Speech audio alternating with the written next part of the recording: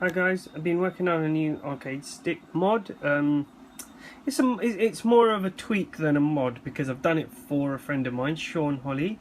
Shaun Holly is the partner of Victor Marlin of the 10 Pence Arcade podcast. So do check out the 10 Pence Arcade podcast. It's available on iTunes podcast, and it's also available on their website. I can't remember the website name offhand. I think it's 10pencearcadepodcast.co.uk, but don't quote me on that. But Google search always brings it up as the very first hit. So check it out. It's a brilliant podcast to listen to. The guys are on Twitter as well and on Facebook. Same name.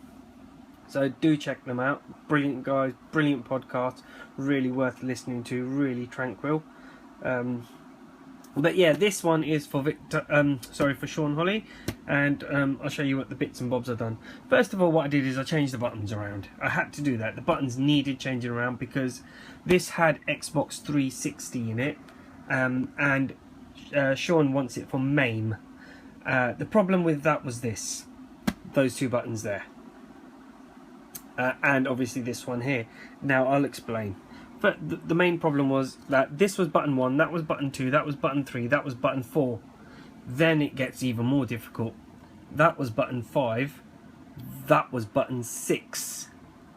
Those two buttons, you can forget about those. Those were analog Z-axis buttons, and they didn't even work in MAME. Those were just redundant buttons. The only way to make these two buttons work in MAME was to use X-Padder. And it was almost pointless. It was like, what's the point? So I did a bit of changing around on it, and also I changed the joystick. The joystick is a Siemetsu LS32 or a 33, I can't remember off the top of my head, but it's a Siemetsu joystick in there. I kept the original ball top because it matched this button, and it matches sort of the greenery around here, because the original Siemetsu green buttons are more neon. It's like a neon luminous green. And it wouldn't have gone with this button. So the observant of you might also be noticing that I changed the colours around. That's Neo Geo colouring, but it's not relevant. It's just a little bit of fashion, you could say, because the buttons are laid out 1, 2, 3, 4, 5, 6, 7, 8, 9, 10. Now that's how I've done it now. It's much easier, much better. Why is it much better? If you're playing the shmups game, as I know Shaun Holly does, like, if you're pressing that as button 1, you don't want to be going over there for button 2. It's weird. Yeah, so you're pressing it, you know, I mean, you got those two don't even work in MAME. So you're pressing away and you're messing around. It's just ridiculous. It's stupid.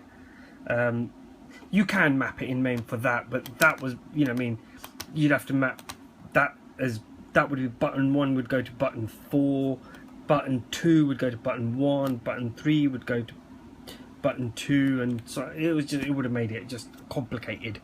So now automatically MAME should recognize this in its lone state of MAME knows that button 1 is button 1, button 2 is button 2, and that's what it is. Button 1, button 2, button 3, button 4, button 5, button 6, 7, 8, 9 and 10. So that's coin and start. So let's have a quick look on here. So you got up, down, left, right. 1, 2, 3, 4, 5, 6, 7, 8, 9, 10. Brilliant. So there we have it. So I'm just going to quickly show you the internals and the other bits I did and why that's got a Siemetsu in it for Shaun. So let's turn it over. That's why. It's because Shaun wanted a 4-way restrictor on it, changeable to 8-way. So we've done that. We've got the encoder board in there. 4 top buttons there, which is 6, 7, 8 and 9. Oh, no, sorry, 7, 8, 9 and 10.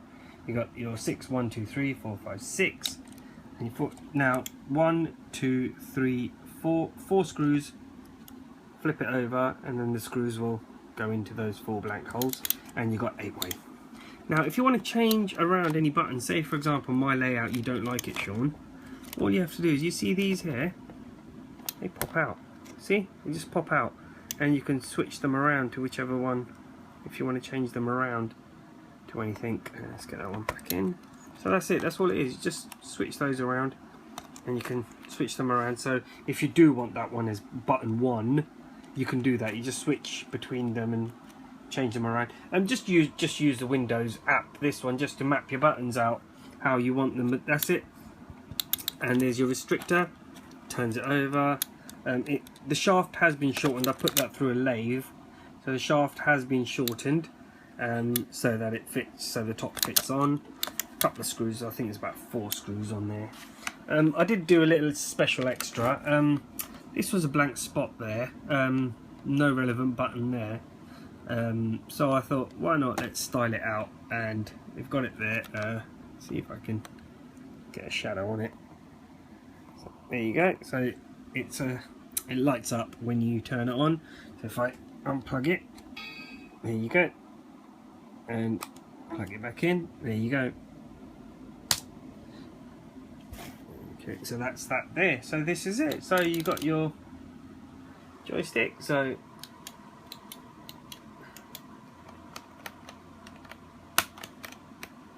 and your buttons all working, and works all really nice. I think it's really nice. So there you have it. Really nice joystick, really nice button actually, especially for doing shmups or whatever it is you want to do. But you got your main 4-way stick on there as well. This joystick does actually have a PS2, PS3 connector on it, as you can see just there. But you know, I mean, I doubt you're going to be using it on PlayStation. But it's perfect for MAME now, because you got these 2 buttons that work now natively. You got all buttons work natively within MAME now, not like before where those 2 didn't work because they were analog buttons. So there we have it. I hope you enjoy this arcade stick, and I hope it brings you lots of high scores. Okay, speak to you soon guys, and I hope you enjoyed the video. Bye now.